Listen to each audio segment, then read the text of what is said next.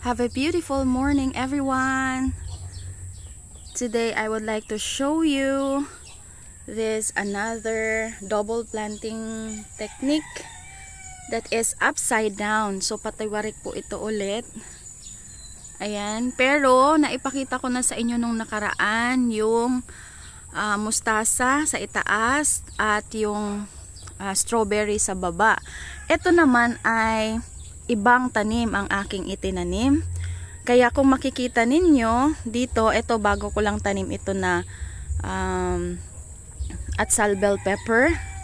So dito sa ilalim, ayan makikita nyo yung ugat, yung pinakapuno niya. Ilalim Yan yung atsal bell pepper. At ang itaas po niya, nilagyan ko ng radish. Radish po yan. Ito rin sa taas ayan. Tapos dito ang atsal bell pepper. Ito rin, ganun rin siya.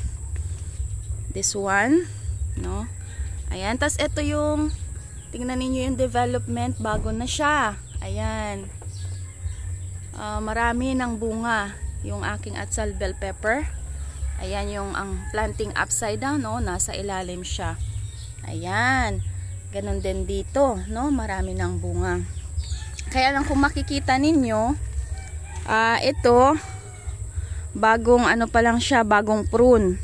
Ang ginawa ko po dito, para dumami ang sanga, ayan prinune ko po yan dyan, or yung tinatawag na tapping. Sa taas, ayan tapping.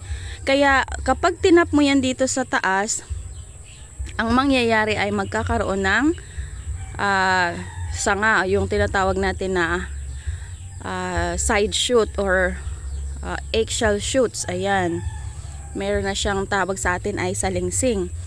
So para dumami yung salingsing niya, at kapag dumami yung salingsing, mas marami rin yung mga magiging bunga. So ayan, maganda po ito na technique kasi for space saving na din. Kung ang bahay ninyo, kagaya ko dito, yung garden ko ay maliit lang din, kaya maganda talaga siya na gawin. Marami na kayong maitatanim sa maliit lang na space.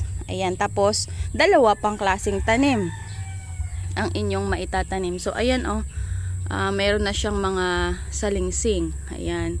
Kaya lang napaka-sensitive talaga ng atsal bell pepper.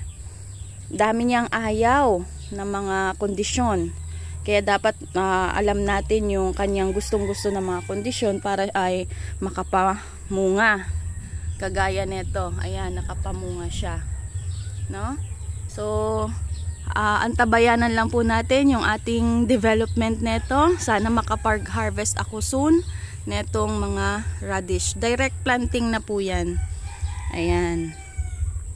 So, maraming salamat po sa aking mga silent viewers, sa aking mga subscribers, mga friends. Maraming salamat sa inyong suporta. God bless everyone. Bye-bye.